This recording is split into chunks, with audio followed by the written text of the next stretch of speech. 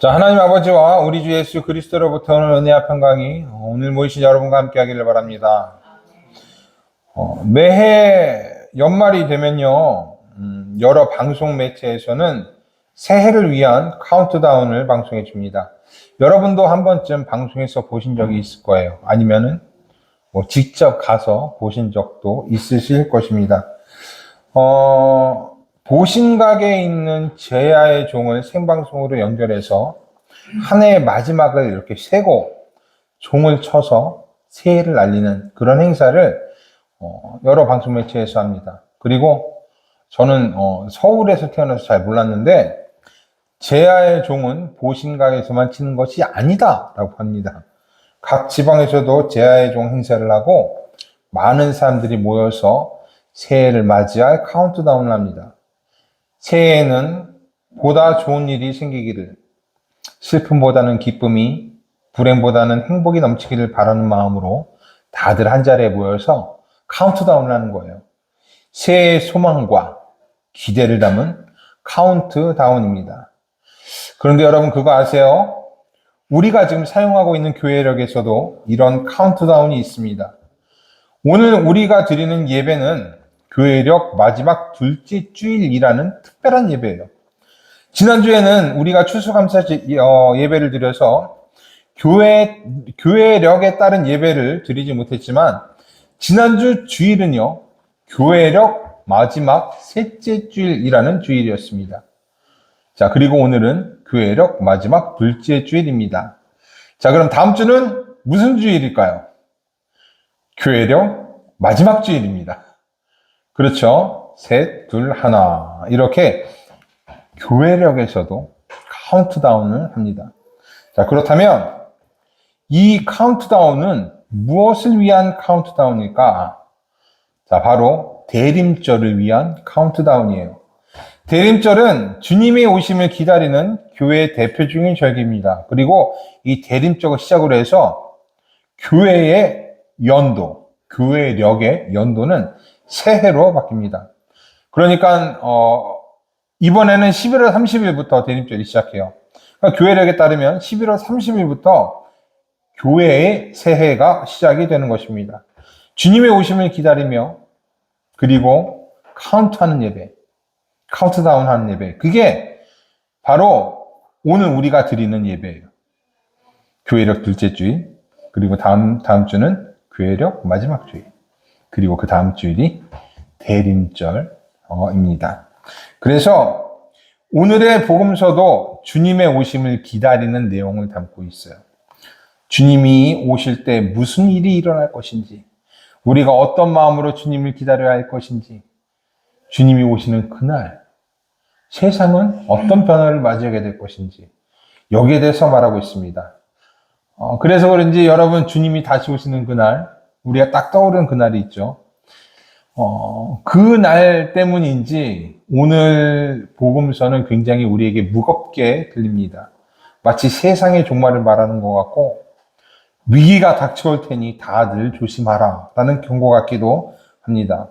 하지만 오늘의 복음서의 목적은요, 우리에게 위기에 대한 경고나 두려움을 주려는 것이 아닙니다. 우리를 무섭게 하려는 것이 아니라 종말과 같은 위기 속에서도 하나님께서 지켜주실 것이다 라는 게 오늘의 복음서의 말씀입니다. 세상 사람들, 그러니까 믿음이 없는 사람들에게는 이 말씀이 무섭게 느껴질지도 모르겠습니다. 그러나 우리에게는 이 말씀이 하나님의 보호와 구원을 말해줍니다. 예수께서는 어떤 상황에서도 우리를 지켜주실 것이다 라고 말씀하십니다. 그러니까 믿는 자들은 혼란 속에서도 두려워하지 말고 어떤 일이 일어난다고 해서도 놀라지 말고 인내해야 할 것입니다. 오늘의 복음서는요, 예루살렘 성전이 무너질 것이라는 예수님의 말씀으로 시작합니다. 예수님 시대의 예루살렘 성전은요, 굉장히 웅장하고 호화로웠습니다. 얼마나 웅장하고 호화로웠냐면 그것은 솔로몬이 완성한 성전보다 더 크고 웅장했습니다. 그래서 예루살렘에 사는 모든 사람들이 이 성전을 자랑할 정도였어요.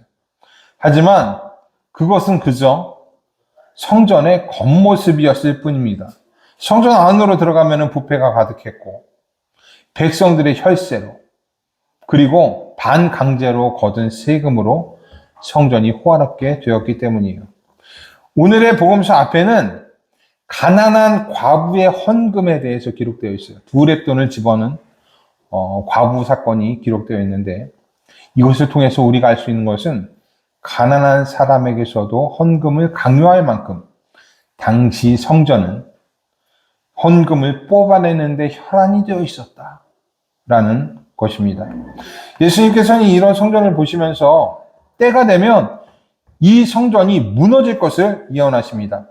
6절의 말씀이에요. 너희 보는 이것들이 날이 이르면 돌 하나도 돌 위에 남지 않고 다 무너뜨려지리라. 하나님의 성전이라고 해도 성전이 성전의 역할을 하지 못한다면 그리고 부패한다면 무너질 것입니다. 겉모습의 영광은 절대로 오래갈 수가 없습니다. 교회도 마찬가지겠죠. 교회가 교회답지 못하고 부패한다면 하나님은 교회를 무너뜨리고 흩어질 것입니다. 그러나 반대로 교회가 자신의 역할을 다한다면 하나님은 아무리 작은 교회라 할지라도 선하게 사용하실 것입니다. 하나님께서 교회와 함께 하실 것이기 때문이에요. 그래서 교회다운 교회, 사이즈가 아니라 교회다운 교회가 희망이 있는 것입니다. 자, 우리 양조루터 교회가 그런 희망 있는 교회가 되기를 축복합니다. 예수님의 말씀대로 이 예루살렘 성전은요, 주후 70년에 무너집니다. 로마가 예루살렘을 쳐들어왔고 예루살렘의 중심인 성전을 무너뜨렸기 때문이에요. 로마가 예루살렘을 쳐들어온 계기와 과정은 이 성경에 기록되어 있지는 않습니다. 하지만 유대 역사가 요세푸스가 기록한 유대전쟁사라는 책에 굉장히 잘 나타나 있어요.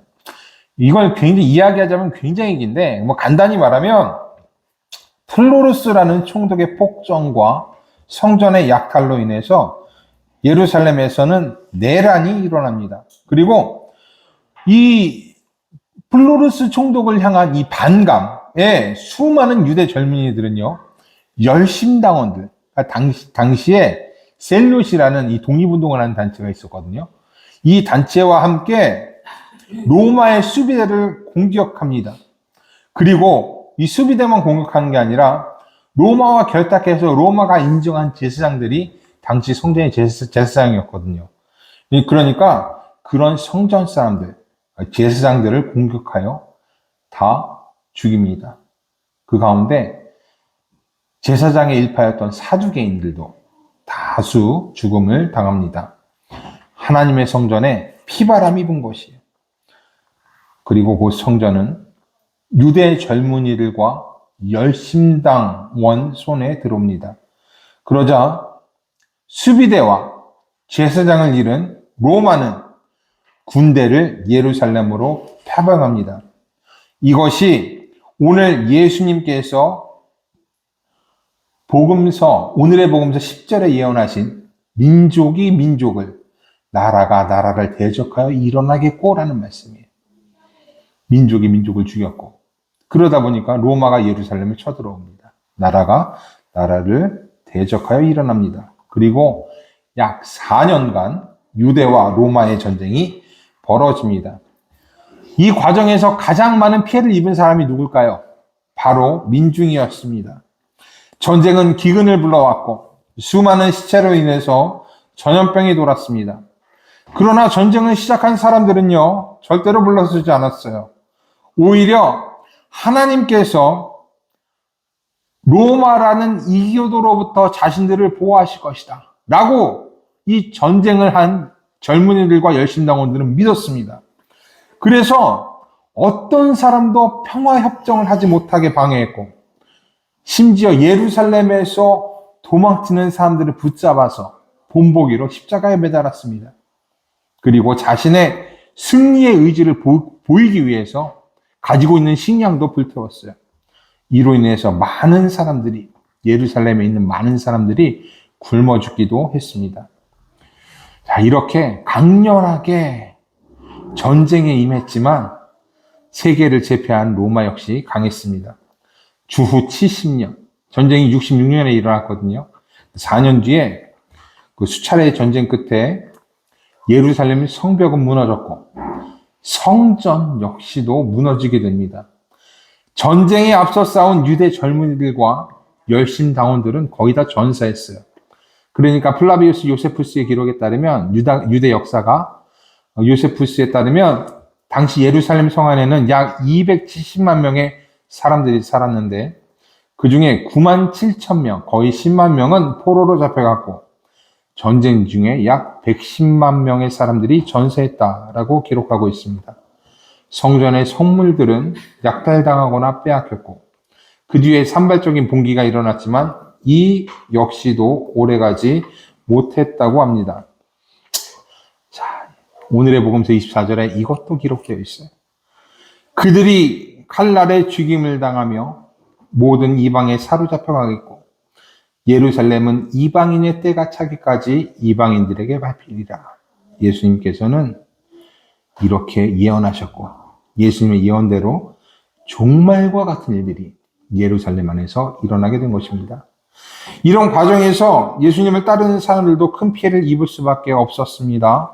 전쟁 중인데 피해를 입지 않았다라는 것은 말이 되지 않는 이야기예요. 이뿐만이 아닙니다. 이 전쟁뿐만이 아니에요. 예수님의 제자들은 이 유다와 로마의 전쟁이 일어나기 전부터 박해를 당해왔습니다. 예수께서 부활하시고 승천하신 후에 유대인들은 예수님을 따르는 사람들을 이단으로 정죄하고 박해했습니다. 그래서 오늘의 복음서 12절에는 이렇게 쓰여져 있어요. 이 모든 일 전에, 그러니까 전쟁 같은 것이 일어나기 전에 내 이름으로 말미암아 너희에게 손을 대어 박해하며 회당과 옥에 넘겨주며 임금들과 집권자들 앞에 끌려가려니와 라고 쓰여져 있어요. 전쟁의 고난이 시작되기도 전에 제 아들을 향한 박해가 시작되었던 것입니다. 그리고 이런 일들이 사도행전에 여러 차례 기록되어 있습니다. 참으로 견디기 힘들고 어려운 일들입니다. 같은 민족에게 박해를 당하고 미움을 받습니다. 심지어 성경은요, 가족에게 이끌려가, 친구들과 벗에게 이끌려가 넘김을 당하는 일도 있을 것이다 라고 말하고 있어요. 많은 어려운 일들이 예수 믿는 사람들에게 일어났습니다. 하지만 예수께서는 이걸 예언하시면서 이런 일들이 오히려 믿는 자들에게는 증거가 될 것이다 라고 말씀하십니다. 위기 가운데 있겠지만 그 위기가 신앙을 강하게 하는 기회가 될 수 있기 때문이에요. 제자들은요, 끌려간 곳에서 내가 어떻게 해야 되나, 내가 어떻게 나를 변호해야 되나 이렇게 생각할 필요도 없습니다. 하나님께서 지혜를 주셔서 모든 말에 충분히 반박할 수 있게 하실 것이기 때문이에요. 말을 잘 못하는 사람도 괜찮습니다. 언변이 없는 사람도 괜찮아요. 하나님은 말이 어눌한 사람의 입술도 주관해 주실 것이기 때문이에요. 그래서 오히려 권세자들에게 끌려가는 것이 내가 예수님을 따르고 있구나 라는 것을 확신하게 되는 기회가 될 것입니다. 예수님은요 18절에서 너희 머리털 하나도 상하지 아니하리라 라고 말씀하세요. 하나님께서 그들을 지키시고 그들에게 언변을 주시고 그들에게 지혜를 주셔서 그들이 어떤 어려움에서든지 풀려나올 수 있게 하시기 때문이에요. 그리고 이런 경험을 한 사람들은요, 더 큰 위기가 와도 충분히 견뎌낼 수가 있을 것입니다. 전쟁이 나서 도망치는 상황이 생길지라도 그들은요, 그동안 당해왔던 일들, 경험했던 일들로 인해서 하나님을 신뢰하게 될 것이에요. 세상 사람들은요, 눈앞에 벌어진 일로 불안해할 것입니다. 염려할 것입니다. 그래서 성경에는 그들이 기절할 것이다 라고 말하고 있어요. 하지만 믿는 사람들은 어려운 일 앞에서도 담대할 것입니다. 오히려 일어나 머리를 들게 될 것이에요. 하나님께서 자신에게 하셨던 일들을 다시 하실 것이다. 하나님이 그동안 계속 지켜주셨듯이 다시 지켜주실 것이다 라고 확신하기 때문이에요. 주님께서 믿는 자와 함께 하신다 라는 이 말을 믿을 수가 있기 때문입니다. 지금 우리도 마찬가지겠지요. 주일학교 설교에서 말씀드렸던 것처럼 하나님은 모든 어려움 속에서도 우리와 함께 하셨습니다. 때로는 힘들었습니다. 어려웠습니다. 하지만 그래도 이겨내게 하셨어요. 그리고 지금까지 우리를 이끄셨습니다. IMF 시절에서도, 군부 독재 시절에서도, 6.25 전쟁과 일제강점기 시절에서도 하나님은 우리와 함께 하셨어요. 우리를 고아처럼 버려두지 않으셨습니다. 그래서 우리는 어떤 상황에서도 일어나서 머리를 들 수가 있는 것이에요. 하나님을 신뢰하고 믿기 때문이에요.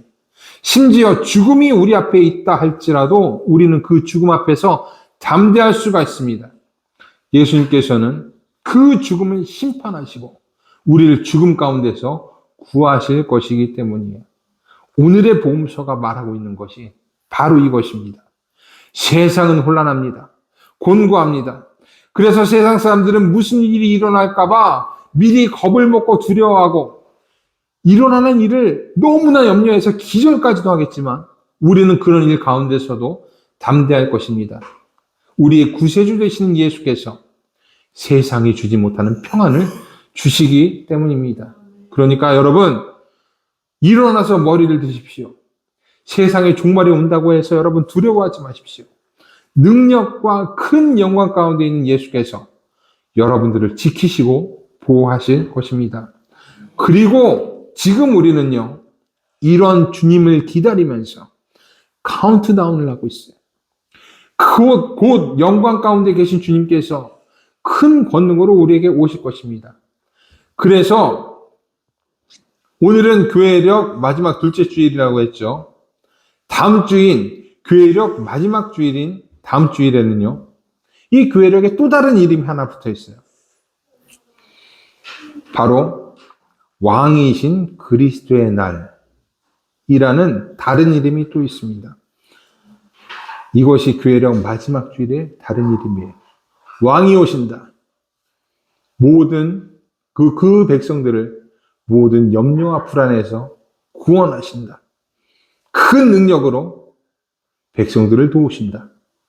이것이 교회력 마지막 주일이 가지고 있는 뜻입니다. 여러분 담대하십시오.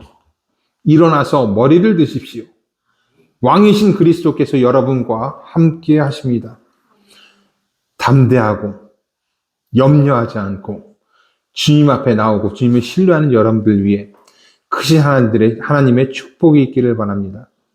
곧 오십니다.